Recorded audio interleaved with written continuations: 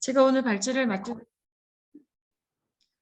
네, 제가 오늘 발제를 맡은 부분은 NICNT 로마서 더글라스 무이의 주석 부분에서 세 번째 챕터 복음이 주는 확신에서 7장에 해당하는 부분을 제가 발제를 맡게 되었습니다.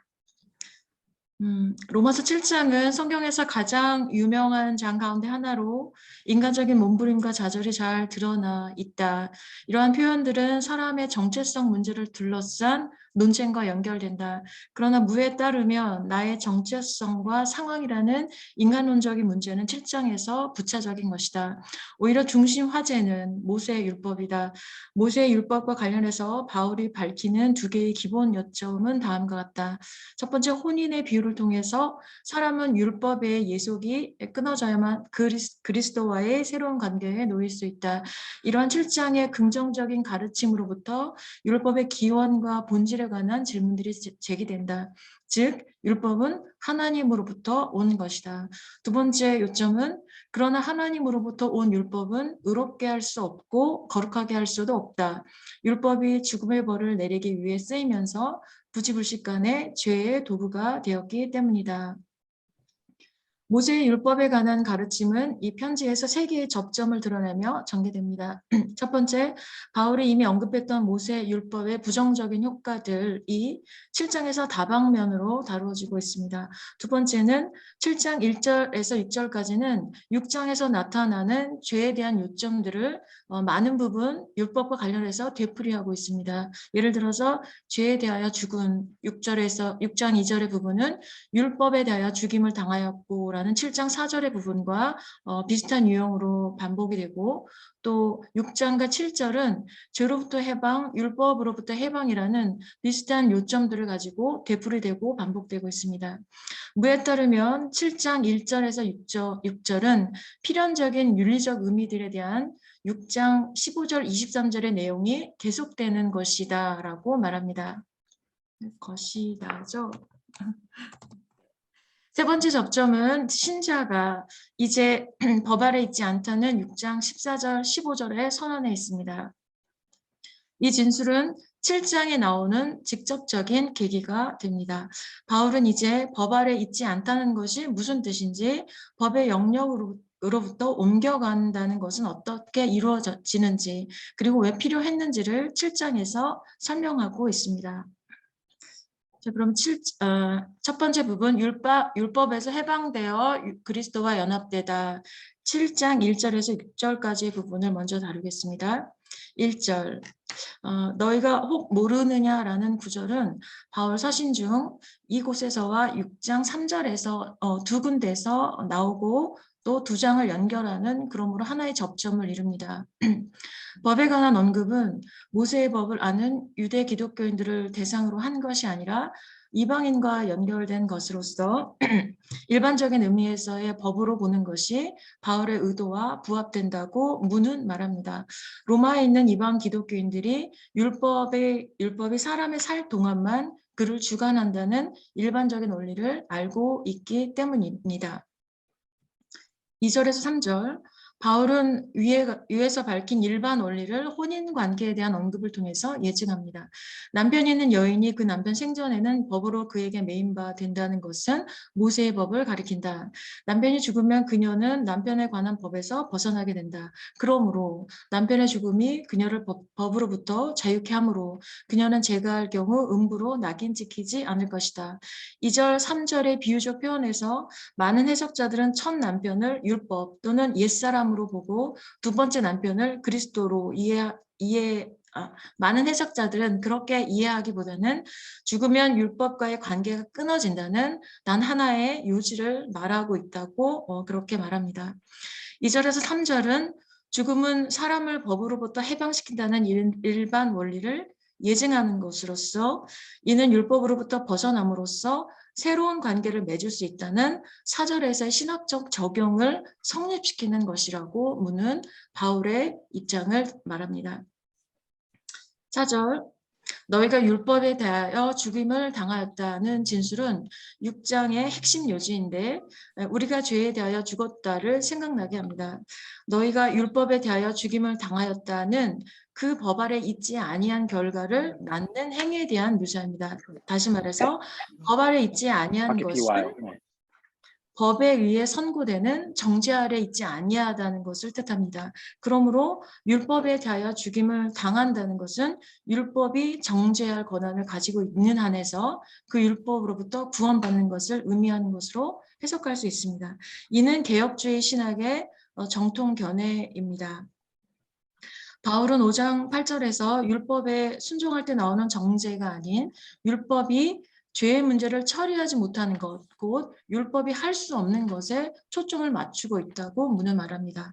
바울은 죄를 막는 큰 보루로서의 율법을 유대인들에 의해서 더 많은 죄를 만들어내거나 죄의 문제를 악화시키기 위해서 사용되는 도구로 보았습니다.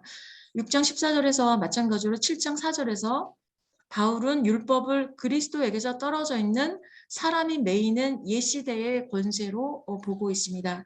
이는 구원사적인 개념입니다. 그러므로 신자가 죄에 대하여 죽는 것이 하나님을 향하여 살기 위해서인 것처럼 신자가 율법에 대하여 죽임을 당하는 것은 그리스도에게 연합하기 위한 것입니다. 이는 신자가 옛 영역으로부터 새 영역으로 옮겨가는 것을 묘사합니다. 여기서 구원은 율법 전체의 구속력으로부터의 구원을 말하는데요. 율법에 대해서 죽는다는 것은 율법의 세력권에서 구출되는 것을 의미합니다. 따라서 신자는 더 이상 모세의 율법 아래 있지 않습니다. 그러나 이것이 신자가 율법과 더 이상 아무 관계가 없다는 것을 의미하는 것은 아니라고 바울은 무는 바울의 입장을 말하는데요. 바울은 신자가 여전히 넓은 의미에서는 법 아래 있다고 분명히 말하며 갈라디아서 6장 2절, 고린도전서 7장 19절과 9장 20에서 22절까지를 언급합니다. 바울은 유대교로부터 기독교로 개종한 사람으로서 하나님을 기쁘시게 할 수 있게 해서 율법에 얽매이는 권위로부터 풀려나지 않으면 안 되었다는 것을 밝히고 있습니다. 그러나 이방인 개종자들에게 율법에 대해 죽는 것은 어떻게 설명될 수 있는가? 무는 바울의 입장에서 이 질문을 제기합니다. 무는 바울의 모세 율법을 아는 유대인으로서의 체험을 모든 사람이 율법과 같는 체험의 패러다임으로 보아야 한다고 제안합니다. 그에 따르면 이스라엘은 구속사에서 일종의 테스트 케이스 역할을 한다는 것입니다. 이스라엘의 율법과의 관계는 모든 민족과 하나님이 계시하신 율법과 갖는 관계에 적용될 수 있다고 그는 말합니다. 7장 4절에서 율법에 대하여 죽임을 당하는 것이 유대 기독교인에게 뿐만 아니라 로마의 기독교인 전체에게 적용될 수 있다. 그러므로 새 시대에는 율법 외에 의가 나타난 만큼 이방인이 하나님의 백성의 완전한 구성원이 되기 위해 율법 아래 들어올 필요가 없다. 율법에 대하여 죽임을 당하게 되는 수단은 그리스도의 몸이다. 신자들이 율법에 대하여 죽임을 당한 목적은 다른 이와 합하여 열매를 맺히게 하려는 데 있다. 즉 신자가 죽음에 의해 율법으로부터 벗어난 것은 그리스도와 연합할 수 있게 하기 위해서다. 4절은 우리로 하나님을 위하여 열매를 맺히게 하려 함이라는 말로 끝납니다. 이러한 그리스도와 맺는 새로운 관계는 우리로 하여금 하나님의 영광을 위하여 있게 될 성품과 생각과 행위들을 낳을 수 있게 하며 또 낳을 것을 요구합니다. 5절 바울은 신자가 율법의 지배에서 해방되는 것이 왜 필요한지를 설명합니다. 그리스도와 떨어져 있는 사람은 육신에 있는 사람이다. 그는 비기독교인을 좁은 의미에서 인간적인 세속적 원리와 가치들 속에 갇혀 있고 그것에 지배되고 있다고 보았다. 때에는 이라는 구절은 모든 기독교인이 자기들이 처해 있음을 깨닫고 모든 기독교인이 그것으로부터 그리스도 안에서 구원되는 것을 깨닫게 되는 객관적인 상황을 말한다. 육신이라는 영역 안에서 생존은 옛시대의 세 가지 다른 권세인 죄, 율법, 사망에 의해서 결정된다. 바울은 이 셋을 한 문장 안에서 설명한다. 율법으로 말미암는 죄가 되는 정욕들이 우리 지체 중에서 역사하여 우리로 사망을 위하여 열매를 맺게 하였다. 율법은 죄를 드러내는 것, 죄를 범죄로 바꾸는 것일 뿐 아니라 죄 자체를 낳는 것이다. 죄가 되는 정욕들이란 하나님과 하나님의 율법을 거스르려는 욕망이며 그 욕망은 역설적으로 율법으로 인해 심해진다. 바울은 죄를 능동적인 세력으로 규정한다. 율법으로 말미암아 일깨워진 죄가 되는 정욕들이 개종하기 전 로마의 기독교인들 속에 계속 역사하고 있었다는 것이다.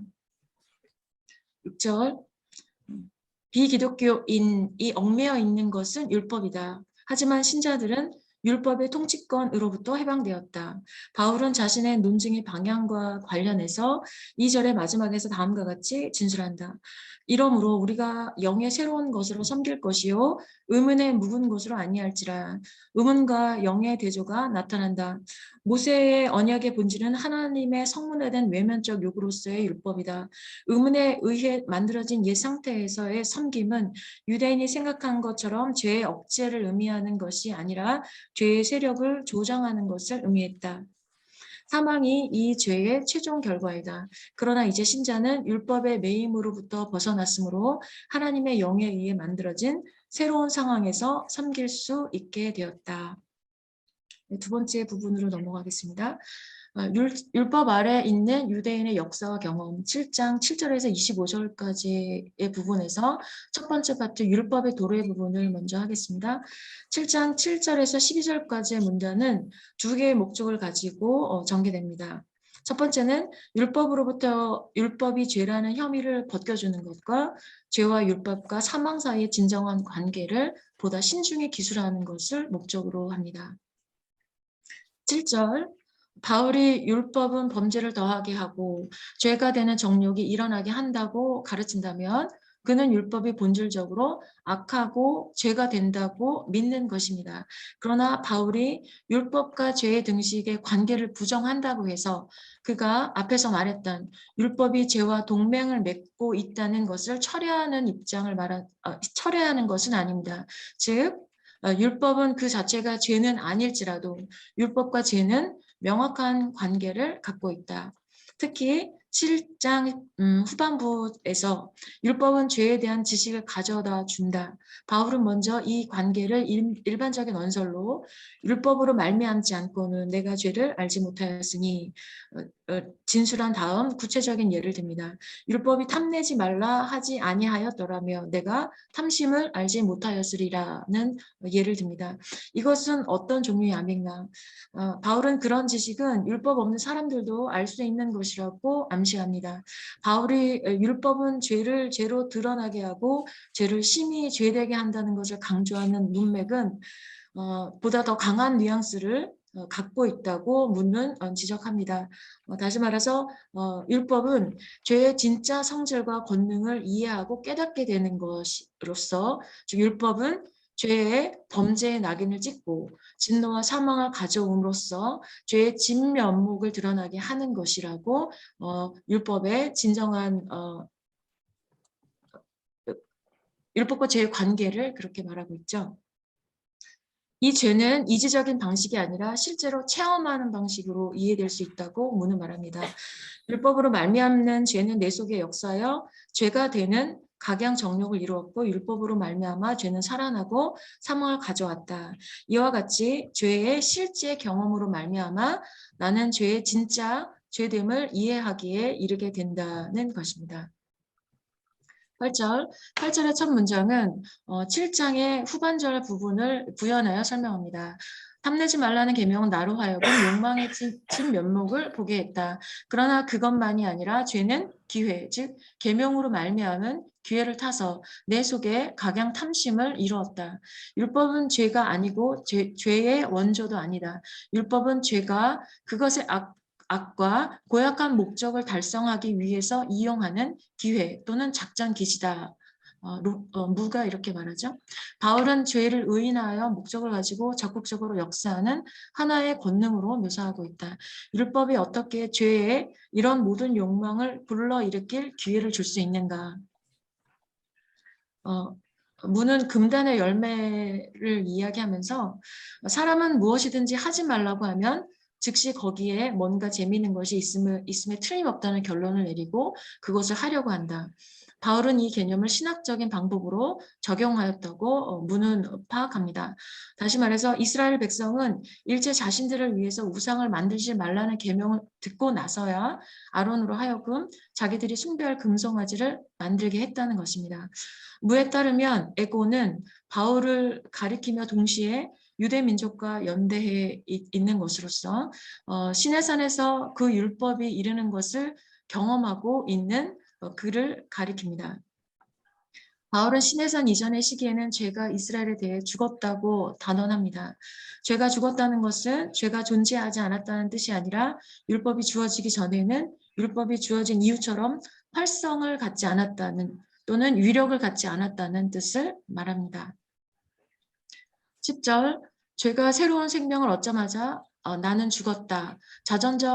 이 부분과 관련해서 자전적 해석의 주장자들은 일반적으로 바울이 자기가 정죄받았다고 깨달은 것을 기술하고 있다고 생각합니다. 그러나 무는 로마서 7장 전체에 걸쳐서 죽다와 죽음은 객관적 현실을 가리키는 것으로서 주관적 깨달음을 말하는 것이 아니라고 말합니다. 따라서 내가 살았더니는 율법이 죄를 범죄로 만들어 아담 이후로 모든 사람이 처하게 되는 영적 죽음을 확인하고 의인화하고 근본적인 것으로 만든다고 하는 상황을 묘사한 것입니다. 이런 의미에서 이스라엘은 율법이 주어지자 죽은 것이다. 바울의 이 말은 유대인의 인식의 정면으로 대결되는 말이다. 율법은 악한 욕망을 억제한 것이 아니라 자극했으며 율법이 생명이 아니라 사망에 이르게 했다는 것이다. 바울의 계명을 생명을 이르게 할이라는 구절에서 율법은 생명을 약속한다.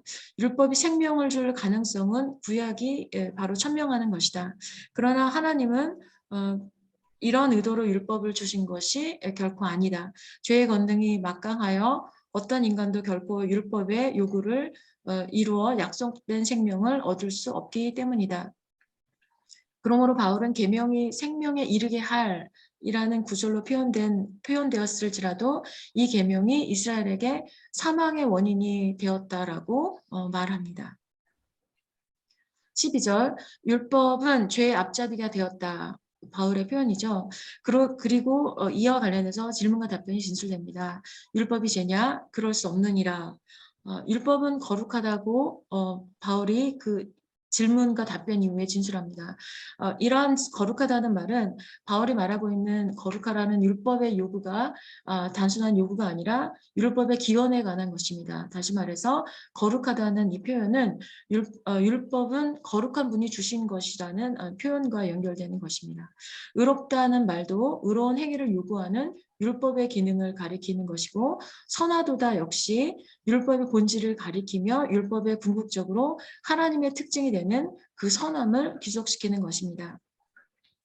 무에 따르면 이스라엘의 율법을 겪는 체험은 하나님의 법과 마주치는 모든 사람의 경험을 나타내는 것입니다.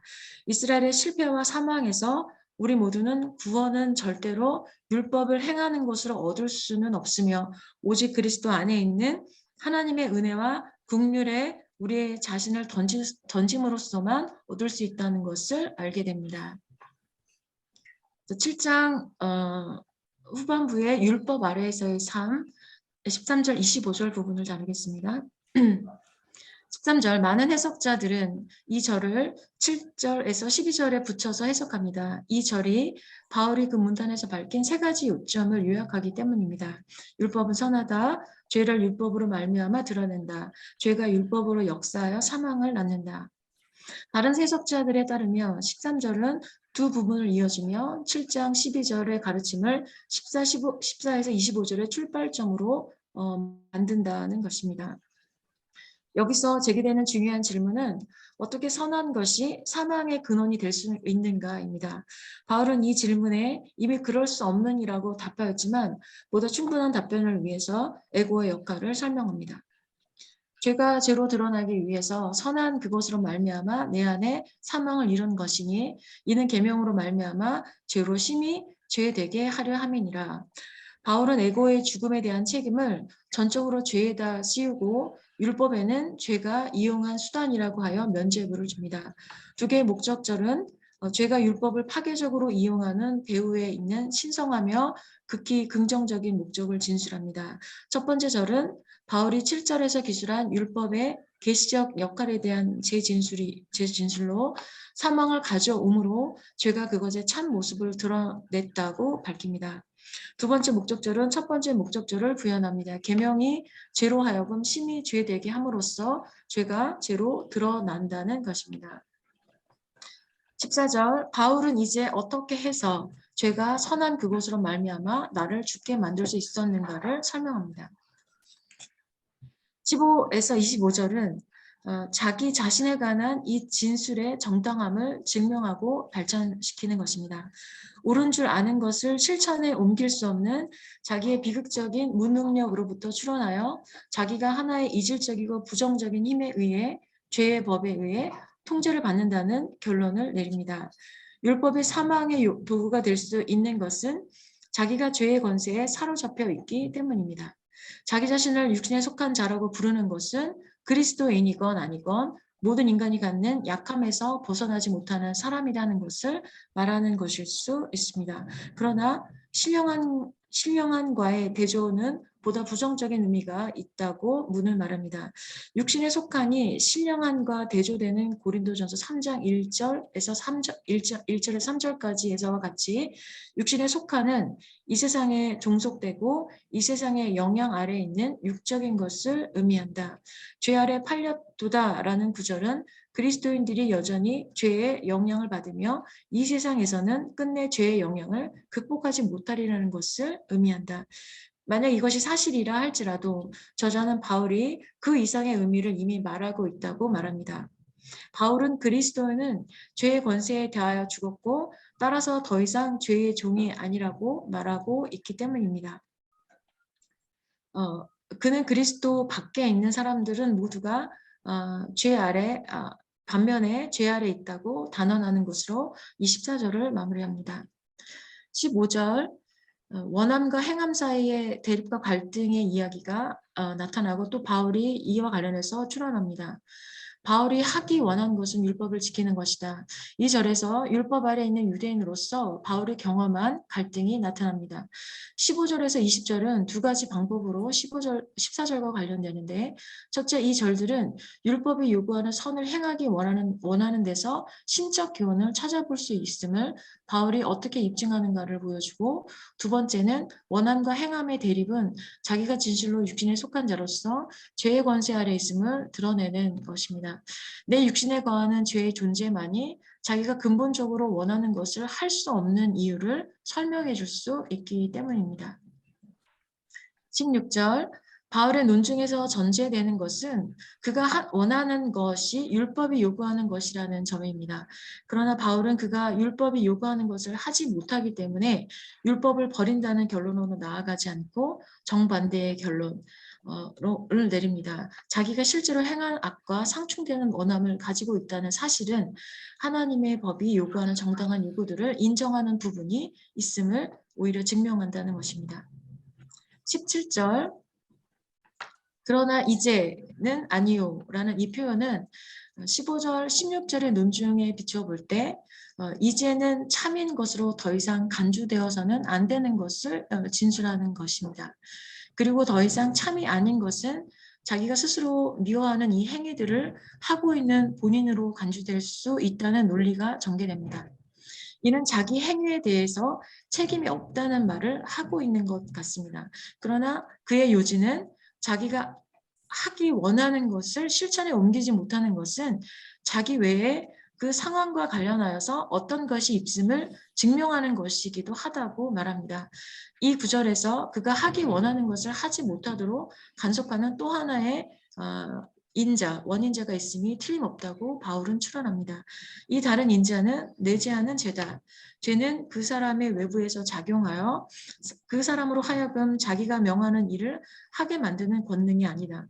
죄는 바로 그 존재 속에 거주하는 사람 속에 거하며 주인이 종을 부리듯 그 사람을 좌지우지하는 어떤 것이다. 이 내 속에 거하는 죄 때문에 바울은 어떤 것이 하나님의 선한 뜻인 줄 알면서도 그것을 실행해서 좌절을 겪는다. 그러므로 바울은 악을 행하는 데에 대한 책임을 개인으로부터 외부의 어떤 영향력으로 돌리는 것이 아니라 그 사람 속에서 그 사람이 악한 일을 하도록 이끄는 그 권능에 책임을 지운다. 네, 18절입니다. 바울이 하나님의 뜻을 행하지 못하는 비극적인 실패와 최종 책임이 속에 거하는 죄에 있다는 17절의 선언이 15절, 20절의 중심 주제를 이루는데요. 바울은 방금 죄가 내 속에 거한다고 말했는데 이제 동일한 이 기본 요지를 부정적인 측면에서 선한 것이 내 속에 거하지 않는다고 고쳐서 말하고 있습니다. 선이 아니라 선이 아니라 죄가 그를 장악하여 그의 행위를 결정하고 있다는 것입니다. 바울은 이 진술에서 아주 중요한 점을 수정 하나를 하고 있습니다. 곧 내 육신에라는 것입니다. 육신은 마음과 대조되는 것으로 23절에서는 다른 법인 죄의 법이 내 지체 속에 있다고 말하는 것으로 표현되기도 합니다. 바울의 인류학은 이런 두 가지 부분 대조되는 것들을 표현을 통해서 본질적으로 이원론으로 보여질 수도 있지만 무는 이원론적이라기보다는 이론론적인 것이라고 말합니다. 그러나 부정할 수 없이 인간론적인 이원론적 요소를 갖고 있다고 설명합니다. 바울은 육신을 본래부터 악한 것으로 본다거나 필연적으로 악으로 이어지는 것으로 보지 않는다. 그는 육신을 죄에 굴복하기 쉬운 것으로 비기독교인의 경우에 죄의 지배 아래 떨어지는 부분으로 간주합니다. 육신이 죄의 지배 아래 떨어진 정도를 증명하는 방법으로 원함과 행함 사이의 대립을 천명합니다. 선을 원함은 내게 있으나 선을 이루는 것은 없느라. 바울의 요점은 율법 아래 있는 유대인 그리고 다른 기독교인들은 하나님이 정의하신 대로 의로운 일을 하고자 하는 순수한 분발심을 가지고 있지만 죄의 권능 때문에 선한 일을 하도록 몸을 효과적으로 지속적으로 이끌 수 있을 만큼 몸과 뜻을 따라잡을 수 없다는 것입니다. 21절 모세의 율법이 요구하는 선을 행하려고 애써도 성공하지 못한다는 것을 기초로 바울은 이제 하나의 결론을 내립니다. 그러므로 내가 이 법을 깨달았노니 곧 선을 행하기 원하는 나에게 악이 함께 있는 것이로다. 여기서 언급되는 법은 7장 4절에서 20절에 걸쳐 쓰는 모세의 율법으로 보아야 한다고 문을 말합니다. 22절 바울이 자기 안에 있는 모세의 율법에 대한 상반되는 경향들을 대조시킵니다. 한편으로 바울은 그 법을 마음속에 뿌리 깊이 즐거워하며 받아들인다. 다른 한편으로 지체 속에서 그 법의 요구들에 대한 가차없는 저항이 일어나고 그 저항이 이긴다. 바울은 사람의 겉, 즉 육체적인 면과 사람의 속, 즉 정신적인 또는 영적인 면을 대조시키는 단어들을 썼다. 한편으로는 육신과 지체가 있고 다른 한편으로는 마음이 있다. 이 단어들은 원함과 행함이라는 두 개의 대조되는 행위와 호응된다. 23절 에고의 상태에 대한 객관적인 부정적인 평가가 나옵니다. 하나님의 법을 즐거워하는 것과 대치하여 한 다른 법, 내 지체 속에 내 마음의 법과 싸워 내 지체 속에 있는 죄의 법 아래로 나를 사로잡아 온다라는 말이 나옵니다. 7장의 노모스를 둘러싼 논쟁의 무대가 펼쳐집니다. 노모스를 둘러싼 논쟁에서 20년, 30년간 지지되어 온 견해는 노모스가 모세의 율법 또는 하나님의 법을 가리킨다는 것이고 이는 바울이 문맥 전체에서 법의 이중성을 상술하고 있다는 주장과 연결됩니다. 법은 선하고 거룩하고 의로우며 신령하여 생명에 이를 것이면서도 죄를 부추기는 것이요 사로잡는 힘이요 사망의 수단이 된다는 것입니다. 이 구분은 두 개의 다른 법 사이에서 나온 것이 아니라 같은 법의 다른 작용들과 결과들 사이에서 나온 것이라는 견해입니다. 즉 육신으로 말미암아 죄를 일깨우고 사망에 이르게 하는 법이지만 또한 하나님의 법인 내 마음의 법, 생명에 이르게 하며 성령으로 말미암아 그 생명을 낳을 수 있는 법이기도 합니다. 그러나 저자에 따르면 이러한 견해는 신학적 결함이 있는 것입니다. 왜냐하면 모세의 법이 죄에 이용되어 오기는 했지만 그 법이 하나님의 선하고 거룩하고 신령한 법이 아닐 때가 없기 때문입니다. 네. 두 번째, 문은 다른 법이 형식과 무관한 하나님의 법이 아니라 모세의 법과 같지만 그와 대립되는 어떤 권위 또는 요구의 문제라고 봅니다. 모세의 법은 마음이 찬동하는, 그리고 내가 선하다고 고백하며 순종하고자 하는 법이요. 반면에 다른 법은 내 지체를 통해서 작용하며 그 안에 거하게 되는 죄의 권위 또는 요구 외에 아무것도 아니다. 죄는 육신 속에서 육신으로 말미암아 활동하면서 에고에게 요구를 하고 에고에 대한 권위를 얻는다. 그래서 바울은 그것을 죄의 법이라고 부른다. 군사 용어로 써서 바울은 이 죄의 법이 내 마음의 법을 상대로 전쟁을 벌인다고 표현한다. 군사적 은유를 통해서 바울은 죄의 법과 내 마음의 법의 전투 결과는 전자의 완전한 승리라고 말한다. 나를 죄의 법 아래로 사로잡아 온다는 말이 그것이다. 그러나 믿는 자는 죄와 씨름하고 죄를 짓고 개인적으로 특정한 죄에 계속 패배를 당할 수 있을지라도 죄의 권세로 해방되었으며 따라서 죄의 권능이나 권세에 사로잡힌다고 말할 수는 없다고 누가 밝힙니다. 24절 오호라 나는 공고한 사람이로다. 이 사망의 몸에서 누가 나를 건져내랴. 하나님의 요구에 실패한 그리스도인은 실패에 대한 좌절감과 참담함을 경험합니다. 저자는 이 구절을 지나치게 강하며 부자연스러운 것으로 봅니다. 이것은 바울의 경험을 기술한 것으로 볼 때 가능한 것입니다.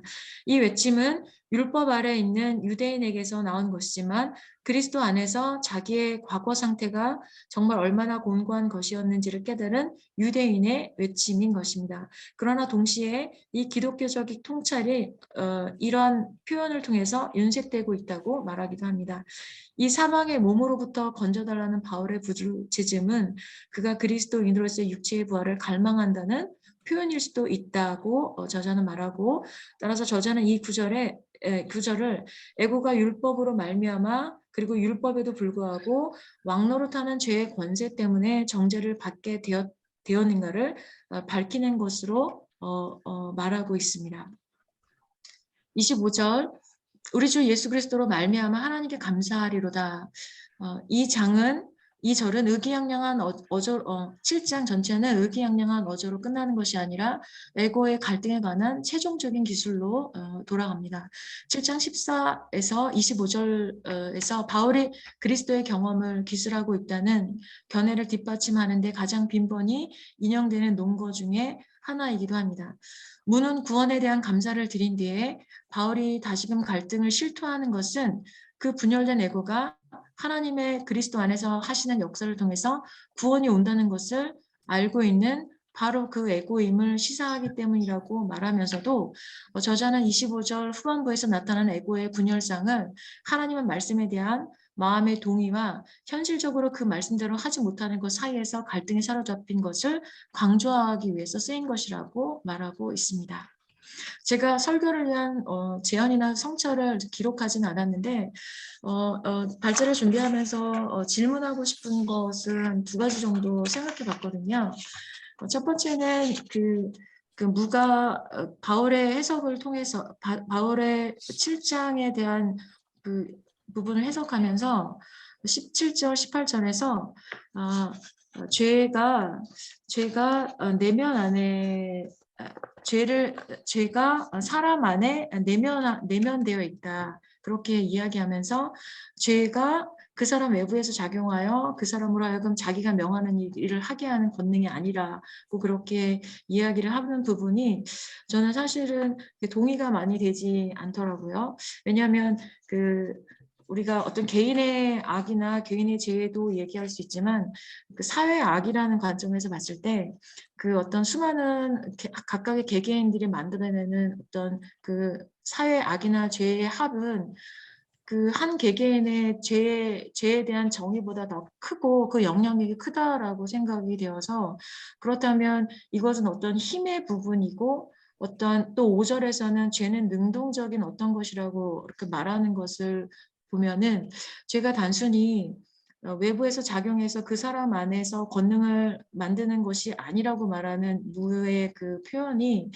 오히려 정반대로 죄는 사람의 내면 안에서도 작동하지만 동시에 외부에서도 작동하고 사람의 악이나 죄의 문제보다 더 크게 영향력을 행사할 수 있는 어떤 것이 아닌가라는 그런 질문을 좀 제기하고 싶고 또 성서학의 관점에서 그 죄가 어떤 단순히 한 개인의 내면 안에 내재하면서 내면 안에서 만들어내는 어떤 작동하는 것이냐 아니면 외부적인 것들과 함께 만들어내는 것인지 좀 질문을 드리고 싶고요.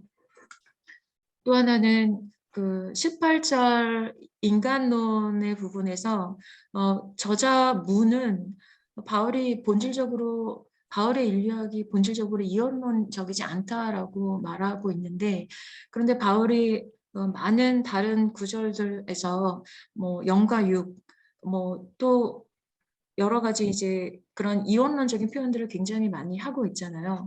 그래서 부정할 수 없이 인간론적인 요소들을 갖고 있다라고 말을 하지만 그런 많은 그런 표현들과 그런 어떤 두 가지의 대조들이 오히려 바울이 이원론적인 인간들을 말하고 있는 것이 이원론적으로 인간을 이해하고 있다는 것이 더 정확한 설명이 아닌가라는 생각을 좀 하게 되었거든요.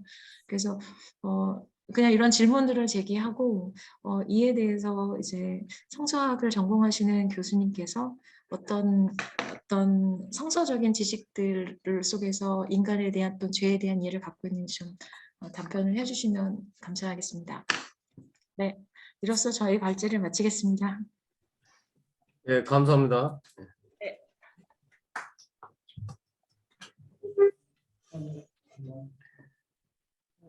화면 공유를 좀 해제해 주시죠. 네. 네. 네. 네. 저기 뭐 발제해 주시고 또 벌써 질문도 던져 주셨는데, 예, 목사님이 대답을 해주실 줄 알았는데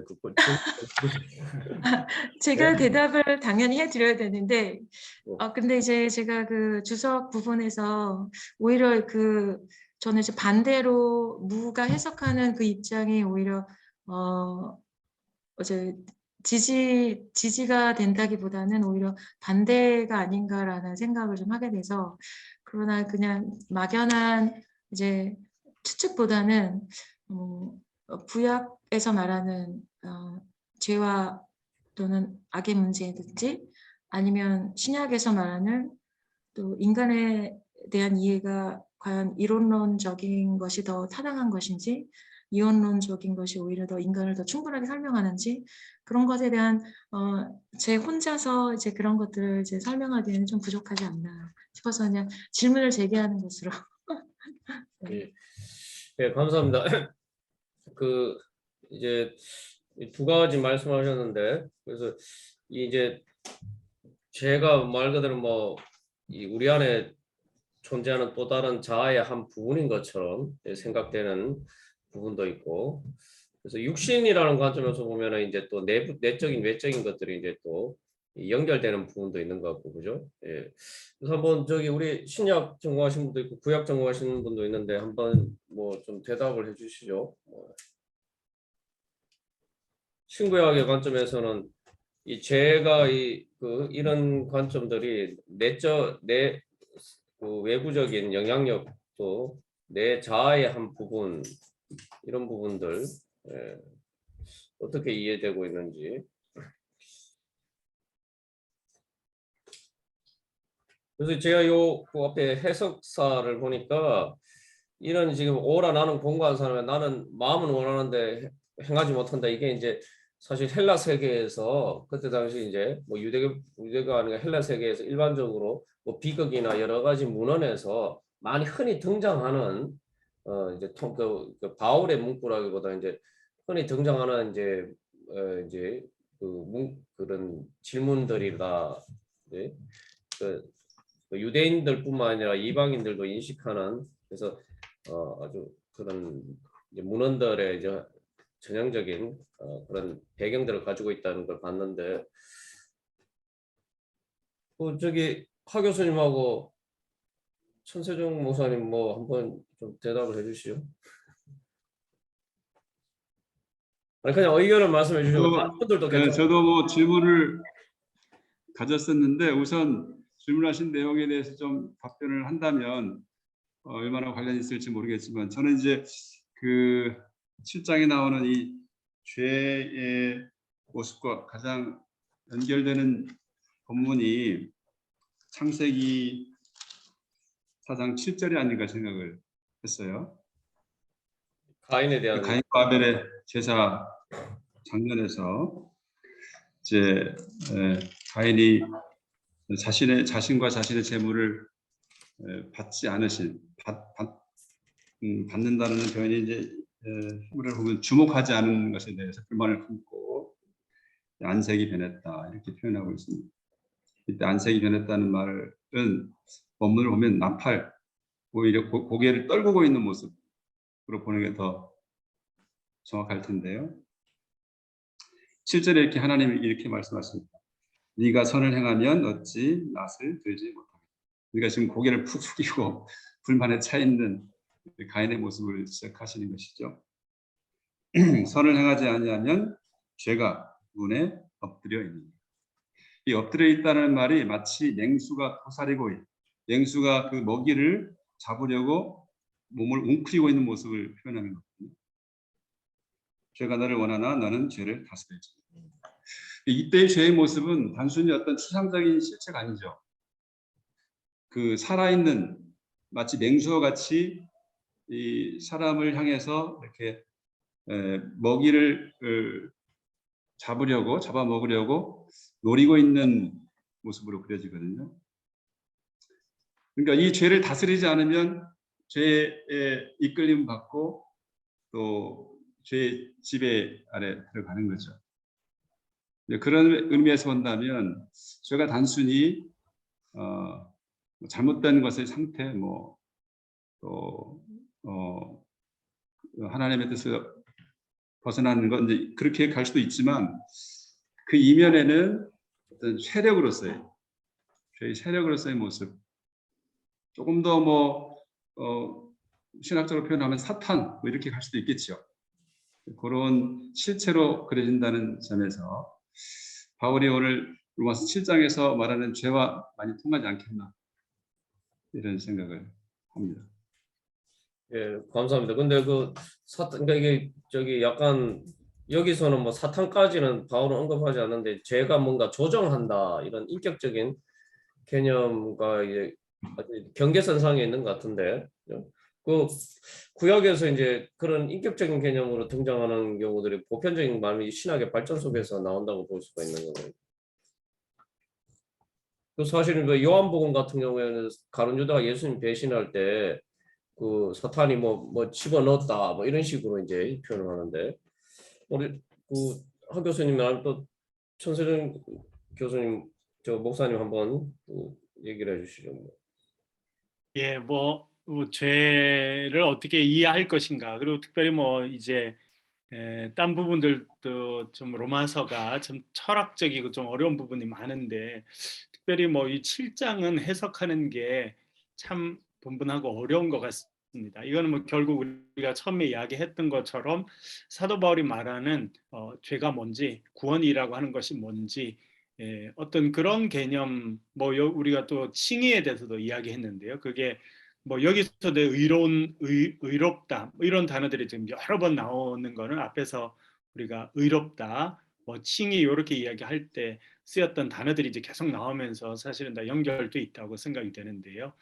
그래서 전통적으로는 좀 더 개인적이고 윤리적인 면에서 죄에 대해서 좀 많이 강조했지 않습니까? 그래서 개인이 이제 윤리적인 죄를 짓거나 어떤 그런 부분, 그래서 하나님 앞에서 심판을 받는다고 하는 것도 되게 개인적인 그런 부분을 이제 많이 전통적으로 많이 강조해 왔고, 또 목회적으로는 그런 부분이 상당히 파워가 있는 것 같습니다.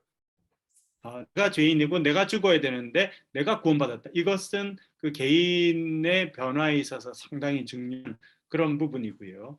또 전통적으로 이걸 많이 강조해 왔는데 그런 부분에 아주 큰 장점을 갖고 있는 것 같습니다. 그건 또 신학적인 부분보다는 좀 더 목회적인 부분에 있어서는 한 개인이 너를 위해서 예수님 돌아가셨어. 그래서 네가 죽을 수밖에 없는데 구원받겠어. 이것은 엄청 강력한 그런 결이라고 이렇게 생각되는데요. 그런 면에서 전통적으로 좀 윤리적인 그런 부분들 마치 어떤 죄가 개인 안에서 역사하는 어떤 그런 부분으로 생각을 전통적으로 많이 해왔다고 하면 이제 뭐 슈바이처 이후로 특별히 이제 에른스트 케제만 이후로 이제 종말론적인 그런 바울에 대한 이해들이 많이 이제 강조가 되면서 죄는 어떤 개인 안에 있는 어떤 악한 생각이나 의도나 이런 것이 아니라 거대한 세력이다. 하 교수님 말씀해 주신 것처럼 구약에도 그런 것이 있습니다만 그 세력 안에 있는 것이고 그 세력은 한 개인을 붙잡을 수도 있고 한 공동체를 붙잡을 수도 있고 심지어 한 나라나 한 지역을 붙잡을 수도 있다. 이런 개념들이 이제 대단히 많이 발전되었다고 생각되는데요. 그런 건 어떻게 보면 2차 세계대전 히틀러를 경험하면서 독일 안에서도 그런 생각들이 많이 이제 발전되었다고 생각이 되고요. 그래서 어떤 사도 바울이 여기서 말하는 죄라고 하는 거 여기 물론 이제 개인적인 영역들이 많이 또 언급되고 나 에고가 이제 뭐 많이 에이미가 있어 많이 강조되고 그렇게 하고 있습니다만 사도 바울이 기본적으로 생각했던 것은 하 교수님 말씀하신 것처럼 죄라고 하는 것은 어떤 힘, 파워라고 생각되고요. 그 파워는 어떻게 보면 좀 더 종말론적인 이해를 가지고 한다면 이 세상은 하나님의 세력, 선한 세력과 사탄의 세력, 악의 세력의 가축장이고 싸움이 진행되고 있는 곳이거든요. 그래서 그 가운데 우리가 껴있기 때문에 우리가 그 영향을 같이 받고 있는 거죠.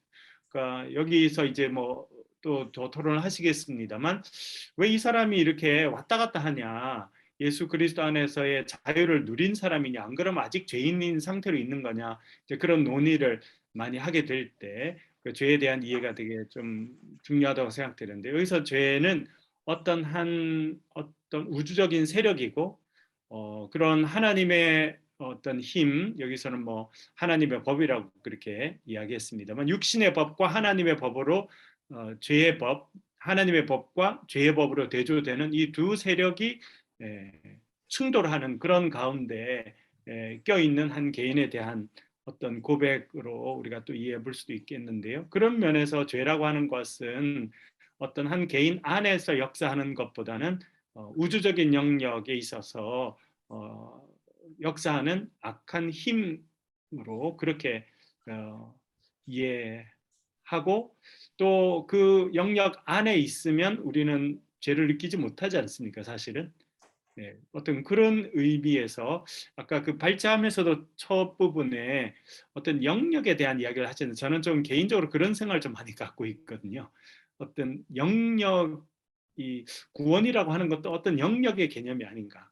어떤 한 사람이 개인이 내가 죄 시선 받고 깨끗해졌다 이런 개념보다는 어떤 구원이라고 하는 것은 죄의 다스리는 영역에서 하나님의 다스리는 영역으로 옮겨가는 어떤 그런 부분의 구원을 사도 바울도 강조하고 있다 이렇게 생각을 하는데요. 그런 의미에서 죄는 어떤 영역이고 어떤 세력이고 어떤 한 딱 나눌 수는 없지만 한 부분을 이렇게 지배하는 그리고 또 하나님의 법은 또 다른 한 부분을 지배하는 그리고 그것이 이렇게 교차되고 서로 오버랩돼 있는 부분이고 인간은 그 가운데 좀 위치하기 때문에 이제 죄의 법의 영향도 받게 되고 하나님의 어떤 법의 영향도 받게 되고 그런 것들을 계속 경험하지 않나 뭐 이런 것들을 또 사도 바울이 여기서 7장에서 많이 고백하고 있지 않나 그런 생각을 해봅니다.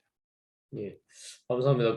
이제 지금 로마서 여러 가지 관점이 있는데 특별히 좀 하나님 나라 또 묵시적인 관점과 관련해서 종말론적인 관점에서 조금 더 폭넓게 이해할 수 있는 부분들이 있는 것 같습니다. 그래서 저기 23절에 그 우리 발제하신 그 무가 법이 단순히 율법이 아니라 어떤 권위 요구, 그래서 제 권세로부터 해방, 권능, 권세. 그래서 이 법이라는 게 어떤 이게 뭐 예를 들면 대한민국 법 것처럼 어떤 주권, 힘과 관련돼 있고 영역과 관련돼 있는데 이제 그런 관점에서 조금 더 이 로마서 7장을 폭넓게 이해할 수도 있을 것 같습니다.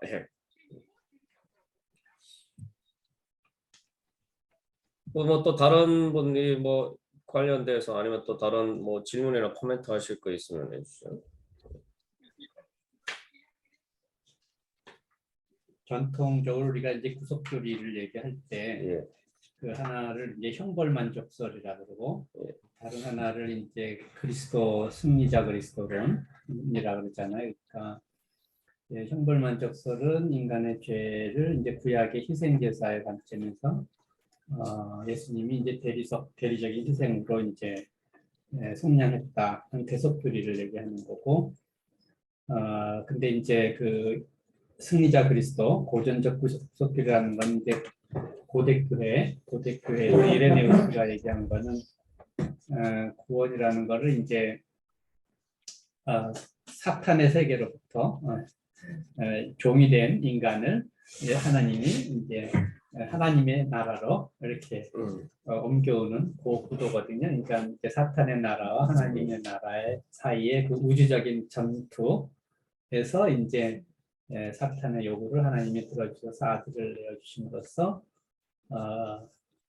인간을 이쪽으로 사탄의 나라로 옮겨오는 그게 하나 신화적 세계관 안에서 이제 만들어진 하나의 구속교리인데 이러한 그 구속교리가 사실은 사도 바울의 글 안에 근거를 가지고 있고 사도 바울이 갖고 있는 그 묵시적인 그 종말론적인 그런 그 관점 안에 이미 곧 들어있는 그 모티브가 그런 관점이다 이렇게. 그러니까 죄의 말하자면 우리가 전통적인 용어로는 죄의 초주체성, 죄가 인간이 죄라는 게 인간이 단순히 짓는 그런 거라기보다는 초주체적인 힘으로써 인간을 사로잡는 그런 것들을 우리가 전통적으로 뭐 원죄교리로도 얘기하는 거고. 근데 이거 초주체성이라는 거를 구체적으로 오늘의 언어로 얘기하자면 뭐 무의식 속에 있는 인간의 그 이기적인 욕망이랄까 뭐 집단적인 욕망이랄까 그런 것도 그 죄의 초주체성적인 힘이 될 수 있고 또 오늘날 얘기하는 사회적 악 외부로부터 오는 사회적인 악도 뭐 예를 들면 뭐 가부장이라든가 뭐 오늘날의 파괴적인 자본주의 문화라든가 이런 것들에서부터 오는 우리가 불가항력적인 힘 그런 것들도 다 하나의 그러한 힘으로 작용하는 거 아닌가? 예, 그래서 우리 안 목사님 질문하신 것들이 어느 정도 조금 정리가 되는 것 같습니다. 그죠? 영역의 관점에서 이야기를 하면은 이게 꼭 뭐 내 속에 있다, 뭐 맞게 있다는 이걸 이분법적으로 볼 게 아니라 사실은 그 영역 안에서 사실은 영역 안에 있으니까 그것들이 실제로 내 안에서는 이제 작용하는 힘이고 그 외적인 힘이라는 게 단순히 외적인 힘이 아니라 내가 거기를 이제 내 스스로 벗어날 수 없다는 권세라는 관점에서 보면 또 이제 이 어떤 내적인 부분들이 될 수도 있고 좀 우리가 조금 폭넓게 좀 이해를 할 필요가 있을 것 같습니다. 제가 하나 좀 첨언해서 좀 말씀드리고 싶은 게 하나 있는데요. 우리가 사실은 이제 죄의 이게 개인적인 죄를 속하는 것이다. 뭐 예수 그리스도의 죄의 삶 이렇게 하면 죄인은 우리 죄를 졌다. 교회에서 일반적으로 이야기하는 그래서 보혈의 공로 뭐 이런 게 전부 다 이제 개인적인 죄의 쓰임이라 이렇게 이제 일반적으로 생각하고 강조를 해왔는데 사실은 골로새서 1장 13절 14절이 사실은 대단히 중요한 부분인데 그동안 그렇게 많이 강조는 되지 않았는데요. 라면을 먹긴 했는데 읽어볼게요. 네. 사발면 먹었지 엄마가. 목사님, 그러면은 사법 좀 하여튼 좋아. 제거해주세요. 나도 치킨 좋아. 네, 말씀하세요. 예, 골로새서 1장 13절 14절 제가 한번 읽어드리겠습니다. 한번 들어보시고요. 그가 우리를 흑암의 권세에서 건져내사, 이게 흑암의 권세라고 했는데요. 그가 우리를 흑암의 권세에서 건져내사 그의 사랑의 아들의 나라로 옮기셨으니 그 아들 안에서 우리가 속량 곧 죄 사함을 얻었도다. 이렇게 이야기했습니다. 여기는 속량 죄 사함을 어떻게 이야기했느냐면 흑암의 권세에서 건져내서 하나님의 사랑의 아들로 옮기셨다. 그것이 속량이고 죄 사함이다. 이렇게 지금 골로새서 1장에서 이야기하고 있는데요. 그래서 이 부분은 사실은 이제 우리가 속량 죄 사함 이렇게 하면 이게 이제 개인적인 영역이라고 생각했는데 사도 바울은 죄 사함과 속량 그 자체가 죄의 권세, 여기도 권세라고 표현했는데요. 그의 권세, 그리고 죄가 다스리는 그런 영역에서 사랑의 하나님께 사랑하시는 아들의 나라로 옮겨진 것, 그것이 곧 죄사함이고 속량이다. 이렇게 이야기하고 있는데요. 그래서 그런 부분에서는 사실은 이제 좀 상당히 속량, 뭐 죄사함, 속죄 이렇게 하면 개인적인 어떤 경험이라고 생각하는데 그것이 개인적인 부분을 포함하는 훨씬 더 큰 영역의 교체이고 다스리는 세력의 변화다. 이렇게 지금 할 수 있는 중요한 표현이 이제 거기 있다고 생각되는데요. 그래서 그런 부분이 오늘 여기서 이제 우리가 죄가 뭐냐라고 하는 부분과 연결될 수 있지 않나 이런 생각을 좀 해봅니다. 네, 감사합니다. 근데 저는 사실 이제 모태신앙인데 사실 제 회심 경험은 사실 이제 제 안에 뭔가 이게 사도 바울이 로마 7장에 제 안에 죄가 있다. 근데 이게 제가 제 스스로 감당할 수 없는 어떤 권세 같은 걸 느꼈고, 그런데 이제 그걸 이제 예수 그리스도를 다시 이렇게 회심 체험을 하면서 사실은 거기서 이제 그 해방이 되는, 물론 그 이후에도 죄는 계속 지었지만 이제 그 이전과 이후에는 예전에는 내가 이렇게 어떤 저 선한 곳으로 가려고 하는데도 막 쇠사슬로 꽁꽁 묶어서 막 어두운 곳으로 막 끌어당겨 같았단 말이죠. 그래서 저는 가려고 해도 갈 수가 없는 이제 그런 상황이었는데 그 회심 다시 이제 예수님을 회심 체험을 하고 나니까 이제 그런 쇠사슬이 딱 풀린 것을 이제 경험을 했거든요. 그래서 그런 관점에서 권세, 파워라는 관점에서 보면은 우리 이게 어떤 내적인 거, 외적인 거 이렇게 이분법적으로 볼 수 있는 게 아니라 사실 이제 물리학에서도 뭐 입자냐 파동이냐 하는데 파동의 관점에서 보면 사실 이게 내외 구분이 사실은 입자적으로 내외 구분 자체가 이제 그 사실은 무의미해지는데 이제 권세, 파워, 어떤 힘의 장이라는 관점에서 보면은 우리가 조금 더 이렇게 폭넓게 이해할 수 있을 것 같습니다. 예.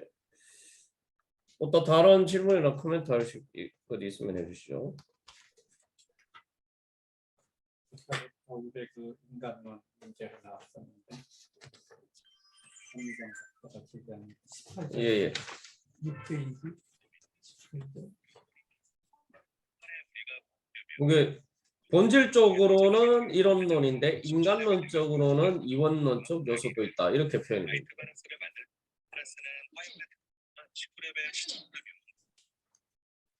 본질적으로는 이론론적인데 인간론적으로 이원.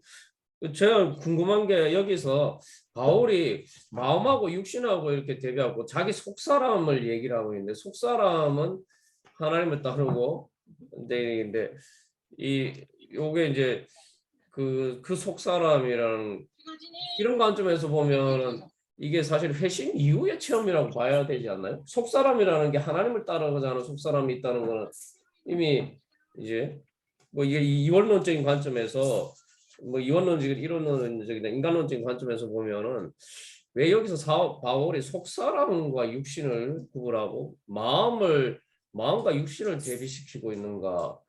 그 부분은 조금 특히 이제 마음과 육신을 대비시키고 있는 부분은 우리가 또 어떻게 아니 엄마 질문이 아까 그냥 라면 간단히 먹자 그래갖고 사발면 먹자 이러고. 유지영 목사님 조금 음속으로 해주십시오. 예. 네, 오히려 거기 호스트께서 그냥 이 음소거를 딱 누르시면 되거든요. 아 그래 예. 예, 됐습니다.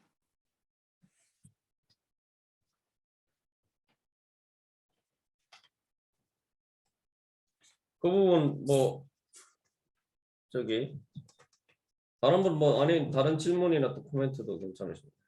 얘기해 주시죠.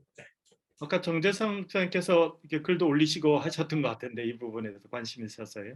예, 제가 정리가 되지 않았지만 한번 말씀을 드리겠습니다.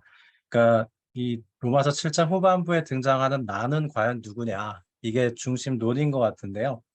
톰 라이트는 여기서 나는 이스라엘이다 이렇게 얘기했고, 뭐 바울의 자전적 이야기다 그렇게 보기도 하고, 우리 그리스도인들의 보편적인 경험이다 이렇게 보기도 하는데, 저는 이제 바울이 예수 그리스도를 만나기 이전에 인간의 모습을 의미하는 것으로 봤고, 존 마클레 그 바울도 사실은 이런 얘기를 할 수 있다는 것은 본인이 그걸 경험했기 때문에 그렇게 말할 수 있었다는 거죠. 그리고 존 마클레이는 육신의 상태에 있을 때 하나님께서 죄를 드러내어 처리하시기 전에 혼돈된 자아의 모습 이렇게 봅니다.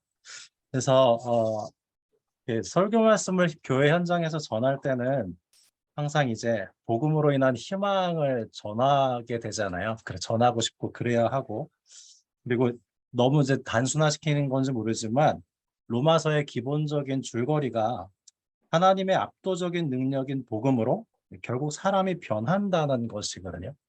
근데 제가 이 부분을 그렇게 말씀을 전하고 나서 윤철호 교수님의 이 로마서 7장 설교문을 읽고 굉장히 좀 고뇌가 되더라고요.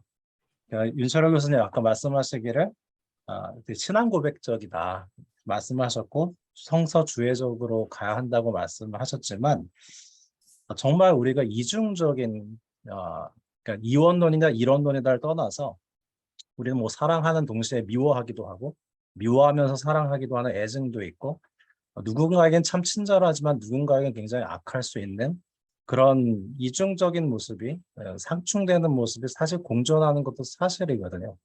그래서 윤철호 교수님 설교문에 굉장히 설득이 돼서 이 7장을 다시 설교해야 되나 그런 고민을 좀 했었습니다. 그래서 사실 오늘 막 시간을 억지로 내서 오늘 좀 참여를 하고 있는데요.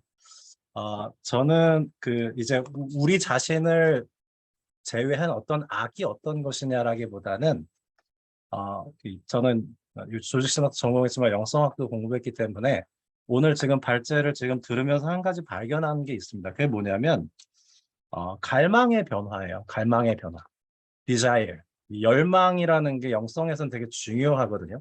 하나님께서 우리에게 나중에 네가 말씀대로 뭘 행했고 안 했고 이걸 따지고 묻기보다 네가 과연 뭘 원했고 열망했느냐를 더 중요시 하신다는 이야기가 있습니다. 적어도 우리는 예수 그리스도 안에서 죄를 범하기를 원치 않게 됩니다. 때때로 죄를 범하지만 우리는 선을 행하기를 열망하죠. 때때로 그렇지 못하지만. 그래서 저는 여기서 중요한 거는 우리의 열망이 바뀌게 하시는 것 아닌가, 그렇게 좀 그런 생각을 들었고요. 그래서 우리가 또 이 율법 앞에서 무엇을 하나 잘했고 못했고 보다는 이 복음 안에서 우리가 죄를 향하지만 죄를 행하는 것을 참 원치 않고 괴로워하고 하나님께서 기뻐하시는 것을 행하기를 원하게 됐다는 것, 그게 성령님이 우리 안에서 행하시는 중요한 변화가 아닐까. 그래서 원함은 어디 있노라 이런 말씀이 7장에 등장하잖아요. 그래서 우리가 어떤 완벽한 변화라기보다는 그런 복음의 능력 안에서 우리의 원함이 그렇게 하나님께서 기뻐하시는 것을 하고 싶어하는 그 열망이 생기고, 그 열망을 계속 성령 안에서 키워 나갈 수 있도록 은혜를 주시는 것이 아닌가. 그렇게 8장으로 성령장으로 가고 있는 것은 아닌가. 좀 정리되지 않은 생각을 말씀드려 봤습니다. 예, 감사합니다.